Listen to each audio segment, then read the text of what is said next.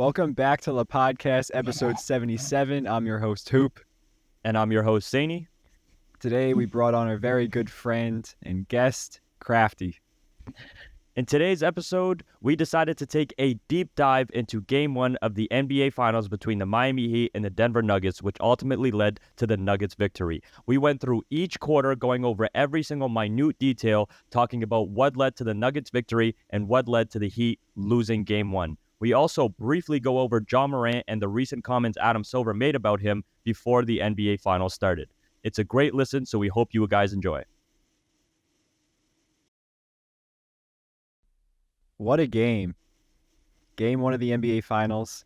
Miami falls to Denver. Nikola Jokic has a ridiculous triple-double. It's not particularly a close game, but we're going to recap the entire thing. We just watched it. But before then, Sani has some news to break to us that I haven't heard about, but is apparently really interesting. Oh, by the way, we're with a guest. I forgot to mention him. Crafty's here. Bro, we have a guest in the because I'm used to seeing him, so it's not like, he's just chilling with us. But yes, we have a very special guest with us. Crafty is with us. We went over it in the intro, but I guess a formal introduction for Crafty before we started. But yeah, I mean, I respect Adam Silver for this because he wanted to keep the focus on the NBA Finals. But obviously, Ja Morant, we all know his old scandals. We're not going to dive deep into it. I think we've done that like 2 or 3 times on this podcast already. But Ja Morant's punishment has been decided. Ooh. And apparently more information has been shed to light to Adam Silver in the NBA. A lot of details that were not known beforehand are now known. And Adam Silver said that he gave him a discipline that he felt was appropriate for what the information he found out. But here's the thing. He said he doesn't want to take away attention from the teams or the NBA Finals, so he's keeping it a secret until the NBA Finals are over. So we have no idea what this guy is talking about. We have no idea what new information came out. All we know is Ja Morant's punishment has been decided. So I want to ask you guys real quick before we start, what are the predictions here? Because I think if he's I honestly think that he could be suspended for a whole season. Knowing Adam Silver, he will be out for 6 games. He's a people's commissioner. But here's the thing, he was stressing. He was stressed on the fact he stressed on the fact that new information you'd lose for Ja Morant being out a whole season. Bro, I agree. And Memphis will not be a market. Memphis will not be a market to make money off of anymore because you have Dylan Brooks, who is funny that he's gone, and then Ja Morant's gone. They're not going to be an interesting team to watch. Nobody really cares about the Grizzlies outside of those two, right? There's no personalities to look for. No. I didn't care about him from the beginning. Attention. So No. Okay, no. Let's be real here. Other than Jaren Jackson Jr. winning Defense Player of the Year and us talking about him for 30 minutes, what media attention do the Grizzlies get outside of Ja Morant and Dylan Brooks? Tell me right now.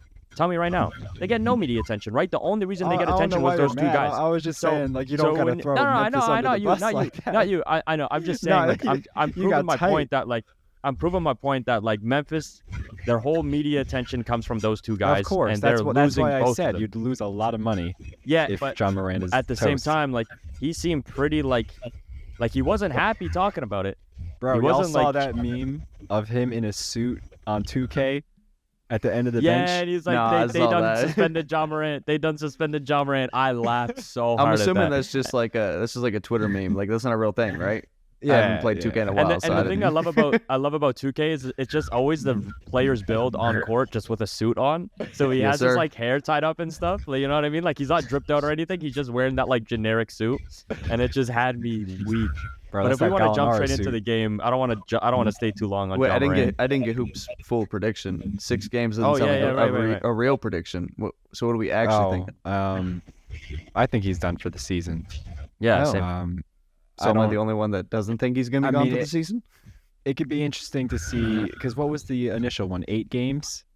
No, I think that was for this season. Was it we 10 didn't know days? with this one. I think it was 10 days. On top of being told no, you'd figure it would be at least half a season. But to put an end to it, right, you already tried for the lesser, and to get him back, I think you just kind of sit him out for the year. At least that's what I think I would do if I wasn't for the money. I think Adam's got enough. Well, I think this situation is just a little different too, though. I think he's going to get between 35 and 40 games. I think that's the appropriate, in my opinion. But The difference between this one and the first one is the first one we had evidence pretty much that he took the firearm onto team facilities, the plane. This one, it wasn't on team facilities. It was just him being stupid on Instagram Live, which isn't new. So because team facilities are taken out of it, I mean, I do think it's going to be a more intense suspension than his original one that he got last season. But I don't think he'll be out for a season because You're probably the right. biggest comparison we have is Gilbert Arenas, and he was out for a season for taking it on team facilities. Right. No, but Gilbert Arenas wasn't a recurring action here, right? Like it wasn't like how many times did he pull a gun? Like this is John Morant's second instance within a couple months, right? And they sent him to rehab. Not rehab, sorry. They sent him to that what was it? Like he went to counseling? What's it called? Sorry, not rehab. Counseling. Like he went and got help for it, where he was like teaching himself how to make better decisions with his behavior. And the second he graduates from that class, he's on Instagram Live again. And to his credit, it was his friend on live, and John Morant just like it wasn't like Jaw on his own account, but at the same time, Jaw should know that his friend is on that. Like you know what? You got to be aware of your surroundings. You got to have a talk with your friends and be like, don't be publicizing what we're doing out in public. And Jaw seemed into the live. Like I'm not defending Jaw here or anything, but I think the Gilbert Arenas comparison, that's situational because that was a one-time thing. John Morant's repeating the same action over and over again. He's making the same mistake, which makes me think that Adam Silver is really going to discipline him here. And it's even funnier as the cherry on top that Hoop and his Knicks probably got the best pick out of the 2019 draft when it's all said and done, because one of them can't get his hands off a donut and the other one can't get his hands off a gun. But I mean, we think could. a donut. I think Darius Garland is the much better pick than RJ Barrett. Yes, but, I'm joking. By the way, I love Zion and I love Ja, and I hope both of them have great careers. I'm making a joke. I'm making a joke. Bro, he was looking large in that Mountain Dew commercial, man. I will never argue with slandering the Knicks in any way, shape, or form. So please keep it coming. I mean, we can get started on the finals. I don't want to get talking to the Knicks. Yeah, I mean, Crafty, me and Saney were texting during the game. We both have our full list of thoughts based on like everything that went down from quarter to quarter. Since this was not a game that was like swinging, it was kind of a Denver chokehold for most of the time. Miami hit a couple shots at the end to bring it somewhat respectable, but it was just a Denver stomping. What do you think? I'll start with you since you're our guest. Was the ultimate key to the game? Ultimate key to the game, I think, was the two things. Was the huge quarter from Aaron Gordon in the first quarter. I believe he had 10 points and like 4 rebounds in that first quarter, and they were all huge and big rebounds. But throughout the entire game, it's the same story that it always has been, and it's just that Jokic isn't alone anymore because Jamal Murray is just that guy in the playoffs. I mean, put on a stellar performance. I think he had 25 points before they pulled him, or 26. And then going into the fourth quarter when the Heat were coming back, they put him back in. But I mean, he's just that guy in the playoffs. I have no other way to describe him other than the fact that if you need a big shot, he's gonna knock it down. But throughout the game, I do want to give a quick shout out to all the sports bettors out there who took the over on Haywood Highsmith, because that man also in the fourth quarter looks like Michael Jordan himself. Jimmy Butler's not Michael Jordan's son. I think it's now Haywood Highsmith with 18 points. I think 12 of them came in the fourth quarter. It warmed my heart to see Cody Zeller get some finals minutes. That was really trippy to me to see. I'll be honest. His bald head. And he's got to shave it, man. Hoop, I know we texted about the notes thing. I don't know about you, but I did like a deep dive into each quarter. Like I separated That's my what notes. I was saying. I mean, Yeah. I wasn't in the group chat is what I'm hearing. After the first quarter, I kind of, it was kind of a pull away, so I didn't think I needed to do. I mean, I have them; they're in chronological order. Yeah, I have. I would love to go through each quarter. Like, yes, I'd love to take a deep dive in each about, quarter. like Crafty alluded to it. It's Aaron Gordon, and Right. the thing I wrote here is Miami cannot start Caleb Martin at the 4 anymore. No, because to spark the Denver offense through layups is the last thing you could do. Because they see the ball go through the basket, they score more. They're one of the most electric offenses out there. I'm saying with these bully ball buckets that are a result of mismatches to get layups to spark your I agree. offense, it's much different to have Jamal Murray have to play make and have guys to have to hit tough Right. shots to get them going in the first quarter. This was Right. a team that hasn't played in 9 days. Right. And Miami is coming fresh off a great Game 7 win in Boston. Mm. So for Aaron Gordon to not even have to think about what? I'm going to let you finish your point, but I have a counter to your point.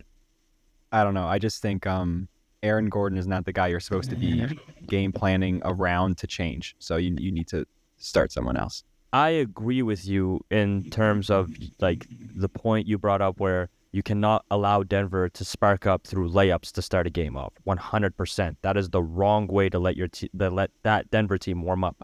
But to put the blame on Caleb Martin or to say he can't start the 4, here's the thing with Denver, and here's what they did very freaking well to start the game, is that they had Gordon have Vincent switch on him many possessions, which led to Gordon playing that bully ball in the paint against Vincent, because Vincent is not doing anything against Aaron Gordon. And we saw that tonight, right? And there were many instances where it was either Max Strus or Gabe Vincent. I'm willing to bet more times than not that it was Vincent or Strus up against Gordon with his buckets than Caleb Martin. Now, that's not giving a pass to Caleb Martin. Like, you guys got to, like, the switches were terrible for Miami. Denver did a beautiful job time and time again getting the front court to switch onto Aaron Gordon. Why? I don't know. I don't know why they didn't fix things after the first, second, or third time even. Because Aaron Gordon had 12 points in the first. It seemed that Spo made some adjustments because he only had 2 points in the second. But at the same time, we've seen it time and time again. When a team runs away with it in the first quarter, that seems to be the story for the rest of the game, right? And you can't allow Denver, like Hoop said, to start up with layups. But I just wanted to say that I'm not going to fully put the blame on Caleb Martin. I'm going to put the blame on the Heat in general because they had switches happen that shouldn't have happened in the first place. Well, I guess that also comes back to the point that a lot of people have been making too about this finals matchup. Is like the Heat are just, they don't have matchups for the Denver Nuggets. I mean, sure, you got Bam Adebayo guarding Nikola Jokic, which is a great matchup, but you don't really have many people on that team who can guard Aaron Gordon other than someone like Bam Adebayo. So it's really tough for Miami to find a matchup here without double teaming, essentially, which has got them through a lot of series as far as we have here. And it's pretty much how they stop Giannis every time, by trapping him and double teaming him. But you're really then you're leaving Jokic wide open, which is the boring layup god. And he's going to get those every single time. He's going to get his. But one thing I wanted to point out, I mean, obviously, throughout Jokic's entire season, or last 3 seasons at that, everyone has talked a lot about his passing. But he had 6 assists in the first quarter. Every one of them, like, I had a better view than Jokic did watching this game. And from the bird's eye view, I didn't see the passes he was about to make. Like, it was that impressive of a passing show from him. And I don't know. I just watching him throughout his 6 assists, 8 in the first quarter, that, like, I consider I'll myself be a good honest. passer when I play. I don't know how he did that. That was so I impressive. don't even get fazed by that anymore. I didn't get fazed by one Jokic pass, and there was a lot of crazy ones that if any other player made, I would be like, well, I don't make a face when he does it anymore. Well, yeah, I just- it's actually- the player I watch the there most was- is Luka Doncic. So when anyone else does something that Luka can Yeah. remotely do, that's how excited I get. Like, it was like I was watching a 7-foot Luka Doncic snipe. I mean, when we get to the fourth quarter, we'll talk about it. But there was only one Jokic pass that I actually was like jaw dropped. And I'm not saying that he's not making jaw dropping passes. I'm just saying, like, it's hilarious how used to, like, I'm unfazed by it when I watch Jokic now. That's my point. Yeah, there was one pass, I think it was the third, where he got doubled. Yeah, And they were on the yeah. left side of the court. Yeah. And he found, like, he was back to the basket, back to Bruce Brown, who was in the weak corner. And within a half a second of turning, he figured out who the double came off of, and he threw a bullet to Bruce Brown as a wide open 3. And I was like, that's something you see on the Birds. I was like, throw it to him, bro. Immediately, I was like, he is a dog. The That is first impressive. quarter was a little bit more competitive in terms of, like, the Heat kind of staying alive for the first 6 minutes, I'd like to say.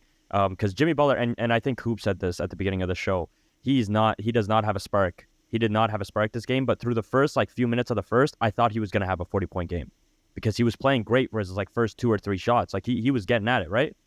And then out of nowhere, he just, like, gave up. He's like, and the one thing I'm noticing with Jimmy Butler, and it's not just this game, but it's even in the last few Boston games, he's, like, jogging with the ball. He's, like, handling the ball, just kind of, like, dribbling around, trying to find a possession. Then he'll just drive into the paint, put up a floater, and then, like, it's not that efficient. He's not. He hasn't been like crazy efficient lately. Right? He hasn't been the Jimmy Butler we saw in the first, second, and a bit of the third round. Right? Can I say something? Yes. Because I think a large reason to see Jimmy like this and to see, I don't know, we didn't bring it up yet, but the Heat had 2 free throws tonight. Yeah. That was it. And you saw That's a record, lot of, by the way. You saw a lot of threes missed. Yep. Strus took like 7 or 8. Duncan took a couple. Yep. Martin took a couple. They're trying to play like the Denver Nuggets, which trying to play another team's game is not going to work. They're trying to play fast. They're swinging around for threes. Kyle Lowry's trying to chuck up threes like he's Jamal Murray.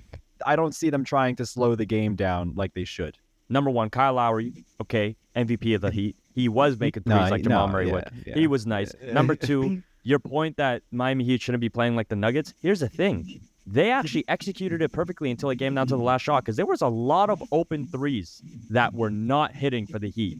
They had a lot of open opportunities that should have went in.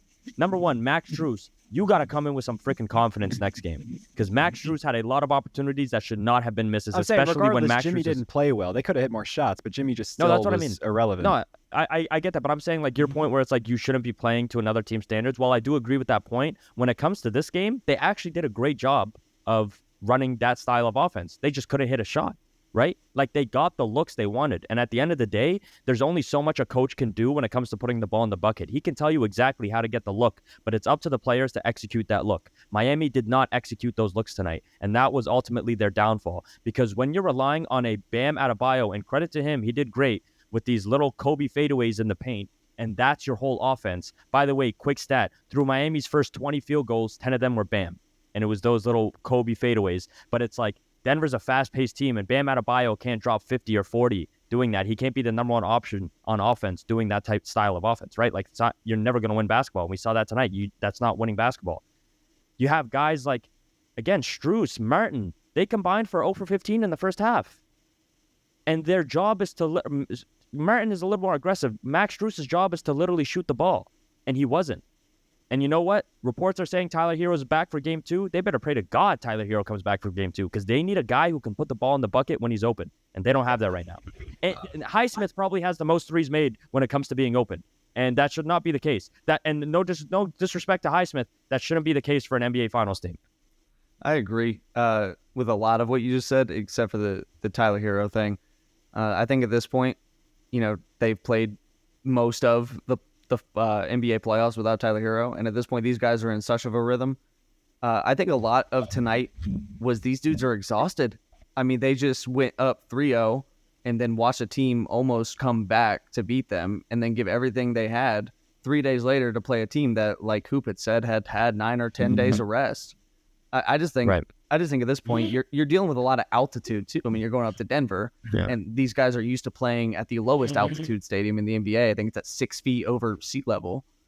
I think this whole series they're going to be outmatched. I mean, through at work at least when I'm typing in the chat, I keep saying Nuggets in 4. I just don't see a way for the Heat to win this at all. I disagree. I don't think it's going to be a Nugget sweep, and I can't agree with you to the point where the Heat didn't get much rest. I think it's ridiculous that they made them play this quick, if I'm being honest. I agree. I don't know about you, and I can't remember. This is not a fact. This is just a feeling. I could just be a dummy and just not remember what other seasons were like. But did any other team in NBA history have this short of a break before the NBA Finals, moving on to a round? Because I remember the Cavs and the Warriors, there was like 7 days at least of media where that little reporter from Jimmy Fallon would go and he'd do all that stuff. Green. Yeah, you know what I mean? Like they would be like jokes. Green. Like there was barely any media attention for the finals. I didn't see any funny stuff. I didn't see any like cool little bits because on it's Jimmy the Fallon or Nuggets and nothing. the Heat. There's I'm not. I don't think it's because it's the Nuggets and the Heat. I don't think it's because it's the Nuggets and the Heat because Jokic is great. He'd be hilarious to bracket off of. And Jimmy, I think it's because they gave them 3 days. And they're like, what the hell are we supposed to do in 3 days? And I think the NBA needs to do a better job. I think it's ridiculous that a team only gets 3 days of rest. Every other team does. Like the Nuggets, just because they swept the Lakers does not mean that they get literally 3 times the amount of rest that the Heat do because they could have played a worse team in retrospect, right? Like you can't reward another team when they had a completely different situation with an extra week of rest. I agree. I would agree say with that. you're right, but Miami should have closed out. No, I agree. Boston. They're definitely dumb. should have. But I'm saying they shouldn't have it. Like, bro, like they planned this beforehand, and they said if there's a game 7, you're going to play 4 or 3 days after. It's TV, You're going to fly bro. that It's all night. money. They could have made more money. If that's your point, they could have made more money by marketing the games for an extra week. I don't. Can we That's talk a- about the game? I'm just saying. Back to No, but basketball this now. is about the game. This is about the game because Crafty's right. Like that could be a contributor where it's like It these could guys be. did not get any rest. No, I think these it guys are not definitely is a getting arrested. contributor. That's why. I mean, I had a video film that I never edited and put on my YouTube channel, just because I didn't think it was a good video. But one of my main points was the altitude, which is just. I mean, the higher the altitude, you get tired quicker, and then they're going down to Miami. They're getting a lot more rest.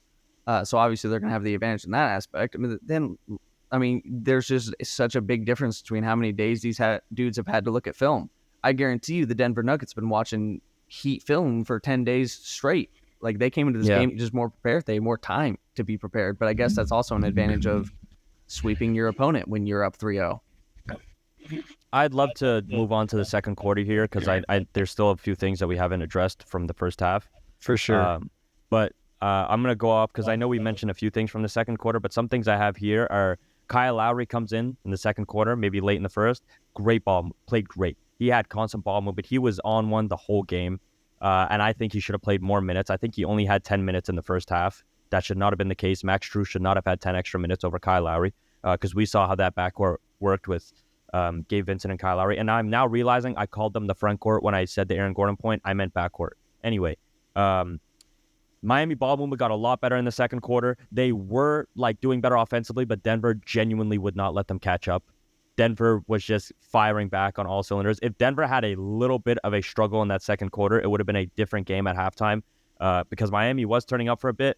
But I mean, at the end of the day, first half, they shot 18 for 48. They had their moments. Denver didn't let up, and Denver just kept going.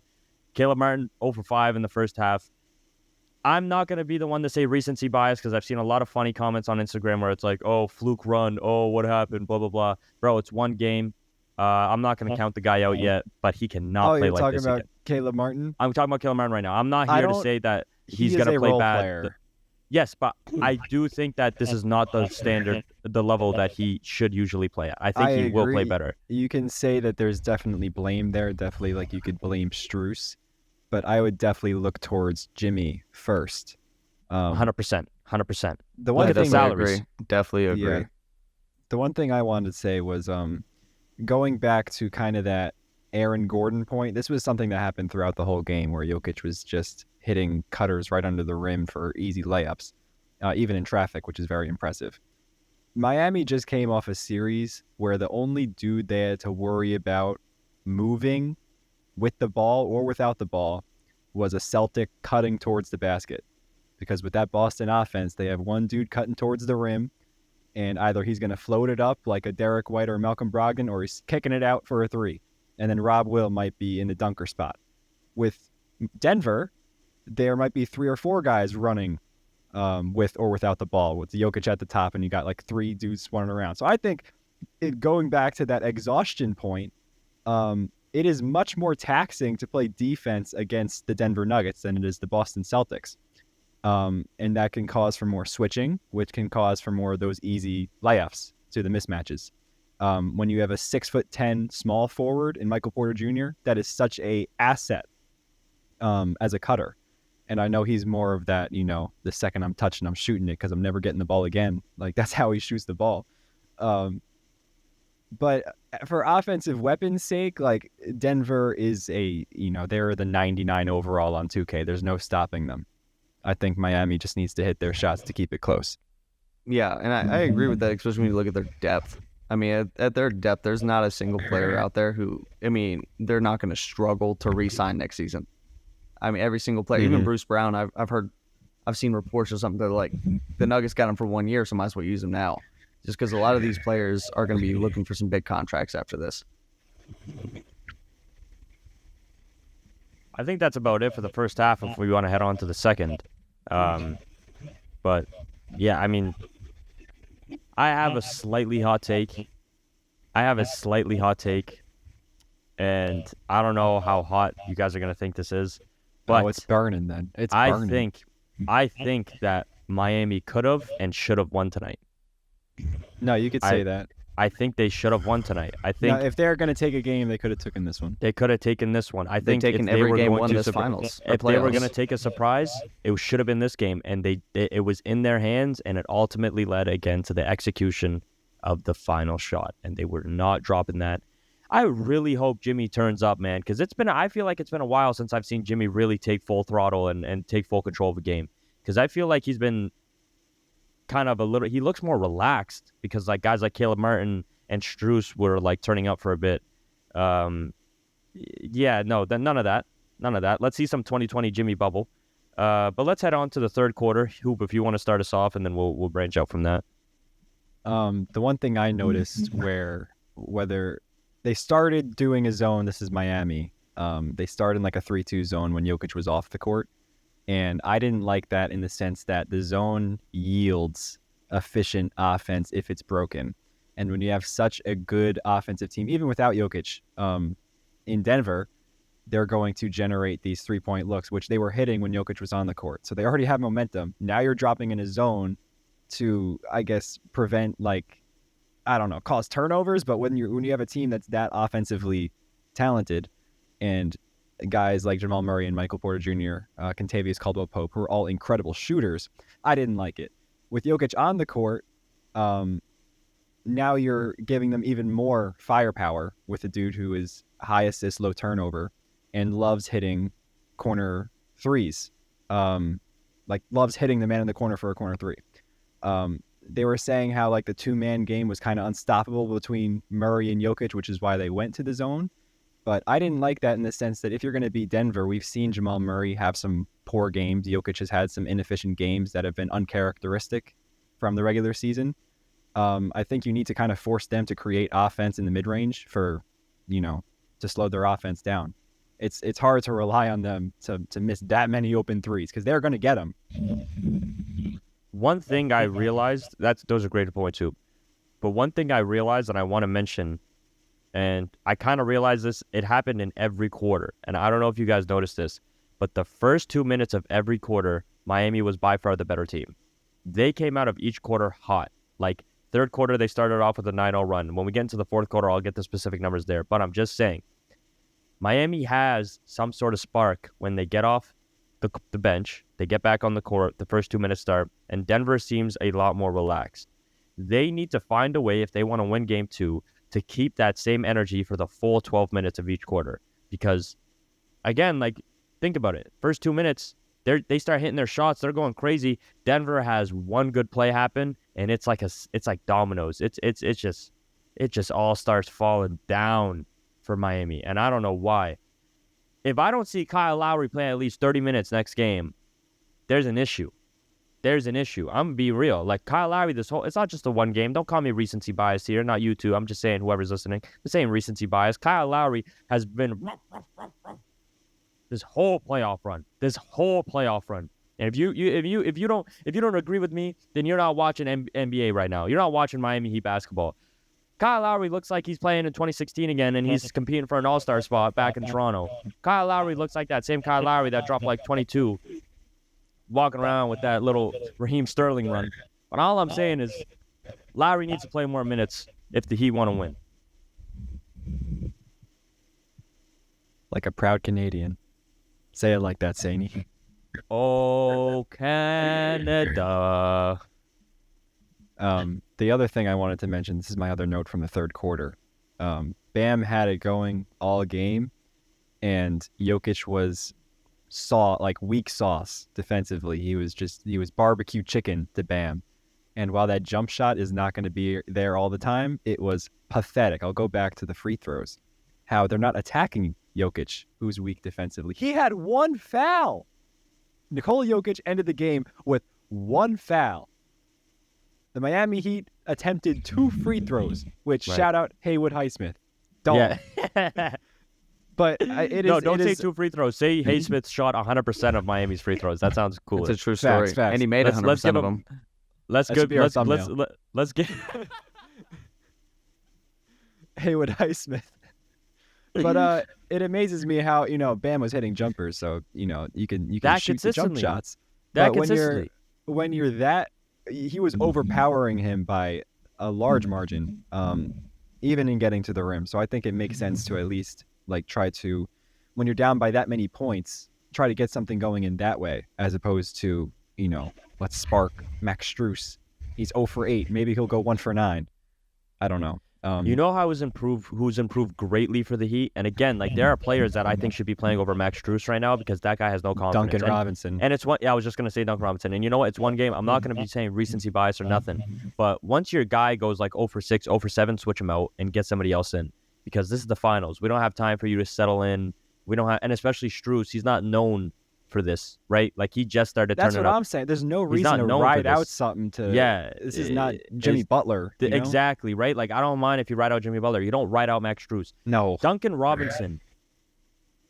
When I say this, and this is probably the most underrated part of this guy's game that nobody talks about, his on-ball and off-ball playmaking, where he just runs around like what's the little mouse, the little Mexican mouse from Looney Tunes?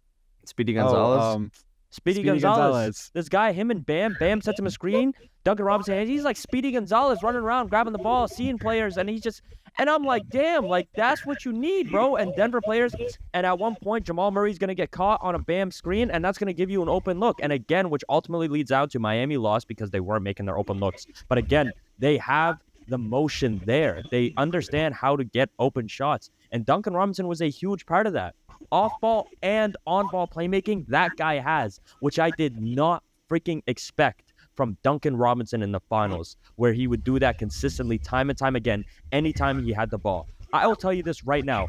This game one, I don't care what you say. Game one, Duncan Robinson played a heavier role in the offense than Jimmy Butler did. Duncan Robinson did more for that Miami Heat offense than Jimmy Butler did when you include the on-ball and off-ball playmaking, the running around, finding open guys. I'm telling you, Duncan Robinson was that guy today, and I loved it, and that's exactly what you need to see from role players. And the thing is, if Miami could just have Bam and Jimmy on one at the same time, they're a completely different team. But it's a lot to ask for, apparently, when you're judging off of what we've seen this playoff run. With that Duncan Robinson comment you just made, see, I was left, like I said earlier, I was left out of the group chat. I didn't know we were going quarter by quarter, so I just wrote down things as I saw them, and you took one of my two third quarter notes, and my other third quarter note was just beating a dead horse with in the third quarter with 3 minutes left. I even wrote down the time code because I wanted to be specific for you guys. Duncan Robinson missed one of the most. I mean, this isn't a knock on Duncan Robinson. This is more a knock on their shooting, because I believe in the third quarter was probably their worst shooting effort I have seen in this game, or probably in the Miami Heat season. Duncan Robinson hit the most embarrassing wide open three. Well, he missed it. Sorry, he didn't hit it.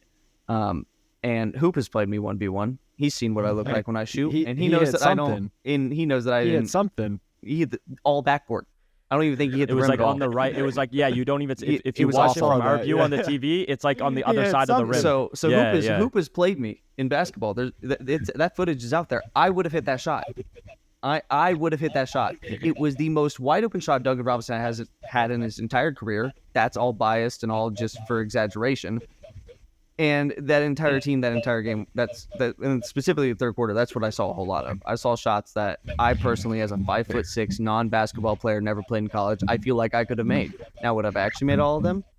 Maybe 20%. But it's still the fact that I would have hit any of them more accurately than these dudes who are 20% is better than Max Strus. 20% is better than Max Strus in game one. Hoop, if you don't have any other third quarter notes, I'd love to move on to the fourth, because I have a few things to say about the fourth. I have 3 of those. Yeah, I know we have to kind of push through the fourth to wrap up the pod. The last thing I'll say is when it comes to finals jitters, because I was paying attention to this, Jamal Murray on his first shot left it short and then kind of found it. I don't know if it's jitters. I don't know if he was just, he hit the weights and he feels too buff right now and he was missing long. Like, I don't know what's up to Miami shooters.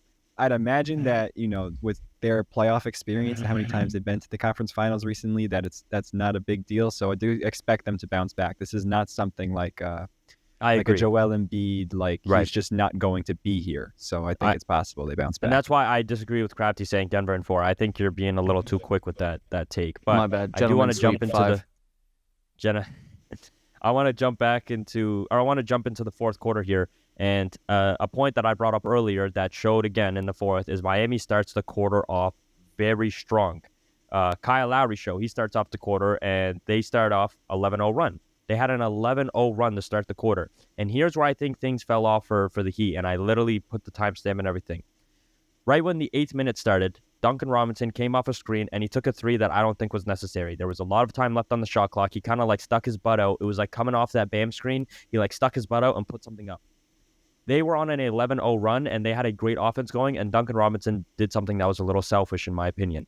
That miss resulted in a Denver bucket in transition, and then ultimately Denver just turned up from there.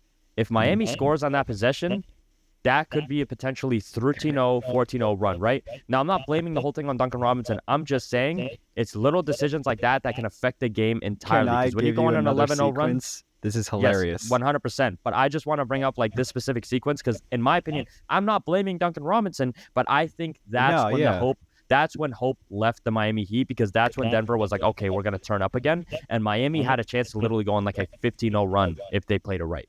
Well, and let's also go to 4 minutes left in the game. It's hilarious. We both did like the same thing. A very similar sequence. There's 4 minutes left in the game. It's 10-point game. This is when Highsmith just hit a random three, and they were randomly back in the game when they shouldn't have been. Jokic has a very easy floater, and Gabe Vincent, with maybe 17 seconds left on the shot clock, takes a three-pointer 3 feet behind the arc. A long rebound misses. They run back down the court. Jokic posts up, hits a fade. Now it's a 14-point game. Like stuff like that.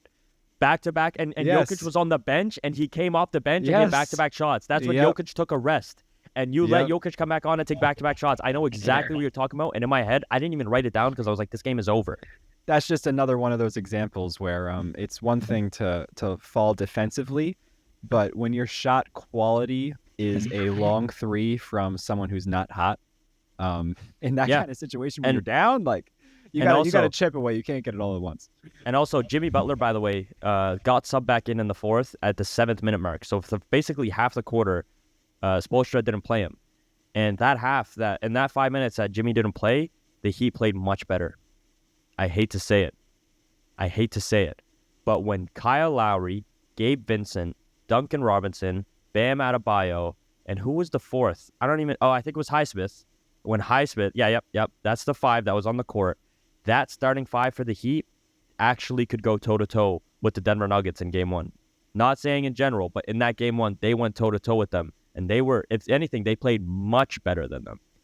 Jimmy Butler comes on. In my opinion, it seemed like Jimmy Butler was kind of slowing down the offense, because when Jimmy Butler's not on, they're very fluid. They move the ball a lot. I don't know if you guys noticed that. When Jimmy Butler does come on and they swing the ball to Jimmy, he's kind of like in the paint. He dribbles around a lot. He's like slow. He's not quick to make a decision. He's not urgent. He doesn't have any urgency in him. And I don't see that. And when you're shaving off an extra like 4 or 5 seconds of possession, that adds up, because how many possessions are you getting the ball, right?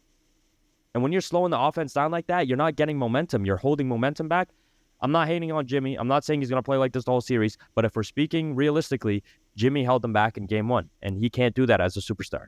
And if I could say one more thing before swinging it to Crafty, swinging the alley-oop to Crafty, Jimmy Butler, when he's not on, is not a great spot-up shooter. Very rarely do you see him catching a kick out from Bam and just like raising up like these other role players would. So he's not a threat on that end without the ball. With the ball, he's tentative. There was a possession where he passed up a very nice mid-range look, which he had hit earlier in the game, I believe. He wasn't ice cold from the field. He had a poor shooting performance, but he was not this like, Max Strus, I just can't find anything type thing. And then he later got the ball. I don't know if it was off a give and go or it was an offensive rebound where he passed out of a layup.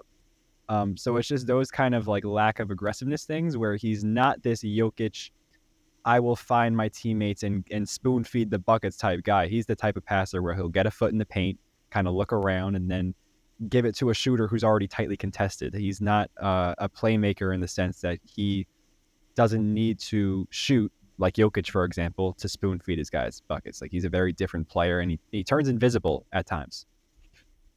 Yeah, I agree with pretty much everything you guys have said. In fact, you guys took 2 of my 3 fourth quarter notes. Appreciate you guys. What's the third? Oh, the third was that this was Miami's first Game 1 loss of the entire finals. So it counted as fourth quarter, really end of regulation, but we'll take it. So there's also a momentum switcher for Miami. This is the first time that they went anywhere and they haven't stole one on the road in the first game, which is huge. You have to win one on the road. Usually, the way they talk about NBA playoff series is first team to win one on the road is the first team to win the whole entire series, and typically that's what Miami goes out and does. And That's as far an as ESPN stat. Hey, That listen, ESPN I employee have to. pulling out ESPN stats. Hey, okay. What do you think I look at all day? Okay, this is what I work with. I'm sitting here wishing the ESPN Lakers were in the employee- finals. Okay, come on. Nah, we gotta start getting some LePodcast stats up in here. Oh my gosh. What is a LePodcast? Anyway, Over under how many times will Hoop say a pause moment? That's a LePodcast stat. I haven't done that in a minute. I've a seen them on the hot minute. TikTok clips though, so we know they're there. But yeah, I do genuinely think it's a little bit of change of pace. Usually, Miami's confidence is we go in here, we win the first game, and then they carry that confidence with them. We didn't get to watch the post game press conferences. In fact, Saney sent me the link like 25 seconds after the game had just ended, so I have no idea what I'm on Jimmy's the saying grind. right now. I'm on the grind. But I'm sure Jimmy. I'm sure Jimmy's not smiling in this press conference like he has throughout the rest of the playoffs. This was a game that most of the time they go in there and they expect to win, and they might lose the game, but it's not that big of a deal. But this is a game that I think Miami viewed as a must-win situation. Obviously, it's the NBA playoffs; everything's a must-win situation. But I'm willing to bet Jimmy's not smiling after this loss. I mean, shot 6 for 14 in the game, which Right. for Jimmy Butler, Right. That's not terrible. it's not terrible. But considering a lot of those shots that he missed were what I would consider Jimmy. Contextually, it's terrible. Yeah. Yes. Because a lot of the Yes. shots that I saw Jimmy Butler take were shots where I was like, he's starting to stand up from my couch. I'm like, oh, that's Jimmy's shot. And it wasn't Jimmy's shot tonight. It didn't go in. No. It just wasn't his night. And I do I will agree. say One this. thing I didn't write down, but I did notice, like you guys were saying, I don't know if it's the exact same thing, but I noticed a lot of the times when Jimmy was doing anything on the court tonight, there was a hesitation to him. Not like the hezzy that you want in a basketball game, but in the sense of every time that he went to go either shoot, pass, he was slow. He's- Slow yeah, to do yeah. every single thing that he did. And No urgency. I guess you could relate to no urgency. I guess it was the exact same thing you Yeah. guys were saying, and Yeah. I'm just saying it all over again for watch time. Yeah. But it did feel like he was just moving kind of sluggish and slow throughout the entire game. W analysis. W. I You're will say welcome. this. I took what you guys said and said it differently, so there we go. I You will just say this because remixed it. we are like at the point where we should wrap up things soon. But I will say this one thing, and again, this circles back to my main point that Miami can still win a game, and that Miami is still very much in it. Is that both sides had little turnovers. There was not a big turnover problem for each side. I don't know if you guys noticed that, but in terms of handling the ball, both teams actually did a great job. It was just a term of like Miami could not finish. And if I'm Miami, it's like, okay, if I could just start putting the ball in the basket, this is a different series. This is, and I mentioned this earlier when I said I'm unfazed by Jokic's passes, but there was one play in particular that I literally looked at him and I said, this guy's a freaking genius. Like this guy might be like when it comes to basketball IQ, we have to put him. Was it the Let me talk about it. So listen, the game goes to single digits for the first time in the second half. Denver starts to be like, okay, these guys are putting on a throttle. There's about a minute and 50 seconds left in the fourth quarter. And Jokic grabs the ball from Murray and goes, okay, we got to slow things down. The second he looks at everybody, he slows things down. Miami slows down the second he puts his hand down, and he just bullets a pass to Aaron Gordon in the paint. Now, it did result in a foul, but I'm just saying, like, bro, he slowed down the whole game, and I'm thinking, oh, this game's over. A second after he slowed down the game, bro, it was a bullet. Like, that was bullet I picked pass. a different pass. What are you talking about? What are you talking about? I was talking about the one where he had a defensive rebound and his face was to the rim, but there was dudes leaking out down the court. So he tips it to Aaron Gordon instead of just like there was no one in the area. He just tips it to Aaron Gordon. So Aaron Gordon zings an outlet pass down the court as opposed to just coming down He's with a the rebound genius. and starting the He's a outthrow. genius. Crazy. He's a genius. He's actually a Crazy. genius. He's a genius. And I think Miami turned it up too late. I think Jimmy Butler started to get in like a couple of good shots in a little too late. Bam, shout out Bam. Bam played great, but I mean, we should probably wrap up the show here because we're just going to keep saying the same points. I think this was a great episode, though, because we actually did get like this was great conversation. And as long as these two teams keep playing basketball like this, I think we're in for a great finals run for the podcast. Our first one ever, by the way, Hoop. I don't know if you realize that. This is our first finals. Yeah, we started late after last year. Because we started right after the finals last year. Yep. Because I got strep. I don't know if anybody knows that, but LePodcast was delayed due to health reasons to me. Crafty, it was great having you on. That was the quickest 45 minutes I've ever sat through. This was great. This was great conversation. I love this. My mouth is very dry. I ran out of water halfway through the podcast, so at one point I just refrained from talking. Yeah. So W guest is what you can call me. Yeah. W guest. I mean, that's a good way to wrap things up. Thank you guys for tuning in. This was episode 77, correct, Hoop? This is it's a Luke episode. We will. Oh yeah, it's a Luke episode. We will see you That's all I guys in ever think about. episode 78. Peace.